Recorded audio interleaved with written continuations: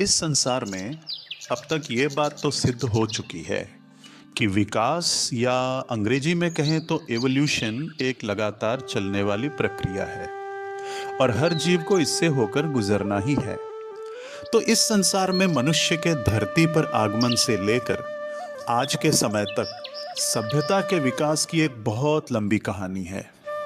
और आप ये बिल्कुल भी मत सोचिएगा कि समय के वर्तमान छोर पर बैठकर इतिहास के ब्लैक एंड व्हाइट से लगने वाले नरेशन के आप महज ऑडियंस हैं। नहीं, बिल्कुल नहीं। बल्कि सच ये है कि हम सब एक बेहतर सिस्टम को एंजॉय करने वाले वो लोग हैं जिनके लिए हमारे पूर्वजों ने इतिहास में न केवल भविष्य के सपने देखे बल्कि हमारे आज के लिए उन्होंने अपने वर्तमान में महान आंदोलन भी खड़े किए।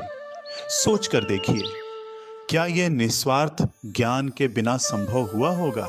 कतई नहीं।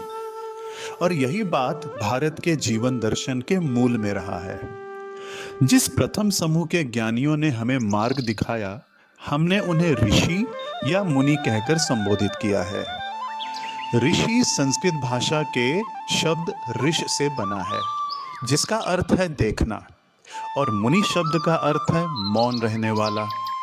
तो ये दोनों ही शब्द इस बात की ओर इशारा करते हैं कि भारत में ज्ञान का संबंध महज सूचना या जानकारी से नहीं बल्कि व्यक्तिगत अनुभव से है।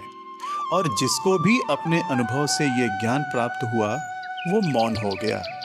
ये मौन कोई साधारण चुप्पी नहीं थी बल्कि ऋषि के मन की एक ऐसी अवस्था थी जिसमें प्रकृति ने अपने सारे रहस्य ऋषि के सामने स्वयं उद्घाटित कर दिए।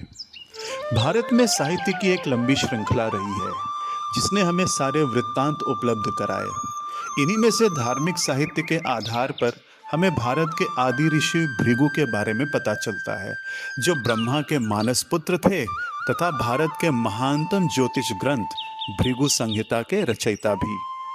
महर्षि भृगु के साथ ही उन 7 ऋषियों की भी संकल्पना की जाती है जिन्होंने ब्रह्मा जी द्वारा रचित इस ब्रह्मांड के संचालन और संरक्षण में अपनी भूमिकाओं का निर्वहन किया है।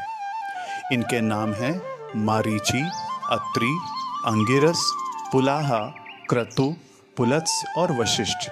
इन 7 ऋषियों को सप्तर्षि कहकर भी बुलाया जाता है। शेष अगले भाग में। आपके सहयोग के लिए धन्यवाद।